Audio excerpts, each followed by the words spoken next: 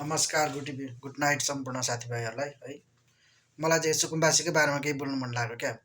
कस्तो भने नेपाल सरकारले होल्डिङ सेन्टरमा लगेर राखिसकेको सुकुम्बासीहरूलाई गएर पत्रकारहरूले सोद्धाखेरि राम्रो छ, व्यवस्थापन राम्रो छ, खानपिन व्यवस्था राम्रो छ यहाँको लागि अहिलेको हालमा।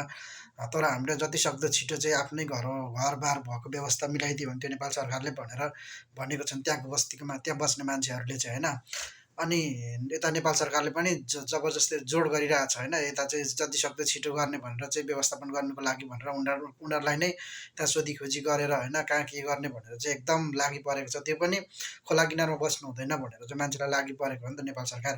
त्यो भएको हुँदा अब यता चाहिँ अहिले चाहिँ अब विभिन्न पार्टीहरूले पार्टीको सङ्घ सङ्गठनहरूले चाहिँ अब गाउँ-गाउँमा होइन जताततै झापा, दमक, यता चाहिँ के अरे काठमाडौँमा यता जताततै बुटोल जताततै होइन सुकुम्बासीहरूलाई चाहिँ एकमुष्ट बनाएर होइन बाटोमा आन्दोलनमा उत्रेको रहेछन् क्या। अरे यार, कस्तो नबुझेको क्या नेपाली जनताहरू। तपाईँहरू एउटा सक्षम मान्छे हुनुहुन्छ भने अहिलेको सरकारले के गर्न आँटेको छ, किन यसो गरिरहेछ भनेर बुझ्नु पर्दैन?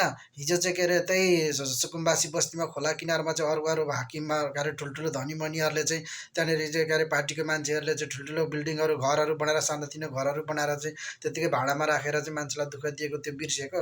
मालिक भएको भए गरिब मरेको मरे। अहिलेको हालमा त नेपाल सरकारले गरिबलाई चाहिँ मेन त्यो गरिबलाई चाहिँ व्यवस्थापन गर्ने हो, धनीलाई व्यवस्थापन गर्ने होइन। धनी त आफ्नै खुट्टा उभिन्छ भनेर लागिपरेको हो नि त। त्यो भएको हुँदा तपाईँहरू किन के अरे यो पार्टीले होला त्यो पार्टीलाई यो दाइले भनेर त्यो दाइले भन्यो अनि हामी बाटोमा आएको भनेर भन्नुहुन्छ क्या। त्यस्तो कसैले कहिले पनि नगर्नुहोस् क्या। तपाईँहरू एउटा भनेको कुरा मान्नुहोस् क्या। एउटा कमसेकम सरकारले भनेको कुरा मानिदिनु होला।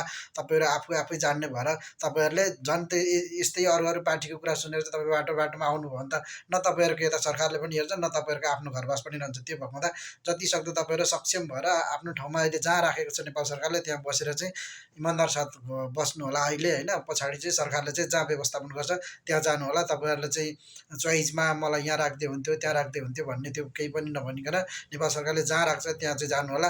तर यो चाहिँ के अरे अरू पार्टीले चाहिँ यो गर्ला त्यो गरेर सुकुम्बासीको नाममा आन्दोलन गर्ने त्यो गर्ने त्यो भनेर बिल्कुल बाटोमा कोही पनि नजानु होला। फेरि पनि त्यस्तै बाटोमा चाहिँ जानु थियो भने त पहिलाकै सरकार ठिकै थियो त। उसो भने बाटोमा नजानु परोस् होइन, जो पनि होइन गरिबले चाहिँ अब गरिब भएर सधैँभरि गरिब भएर बाँच्नु नपरोस् होइन। कमसेकम आफ्नै खुट्टामा उभिनको लागि आफ्नै जमिन हो, आफ्नै नाममा धनी पूर्जा होस् भन्ने हिसाबले चाहिँ सरकारले त्यो छुट्याएको हो नि त। त्यो भएर हामीले सबैले कुरा बुझ्नु नि। तपाईँहरूले क्या विशेष गरेर किन कुरा बुझ्नुहुन्न क्या। कुरा बुझेर चाहिँ सरकारलाई काम गर्न दिनुहोस् क्या। अहिलेको हालमा चाहिँ कमसेकम 100 दिनमा चाहिँ काम 100 दिनको उनीहरूले काम गर्छौँ भनेर भनेको छ। 100 दिनमा गर्ने कामहरूको एकदम खाका तयार बनाएको छ नि। त्यो भएको हुँदा तपाईँहरू इमान्दार साथ भएर सरकारले जहाँ राख्छ त्यहाँ बसेर चाहिँ बस्ने भन्ने विचार गर्नु होला। यो बाटोमा गरे अरू नेताहरूले चाहिँ उकासो भन्दैमा बाटोतिर कोही पनि नजानु होला। हस्त, नमस्कार।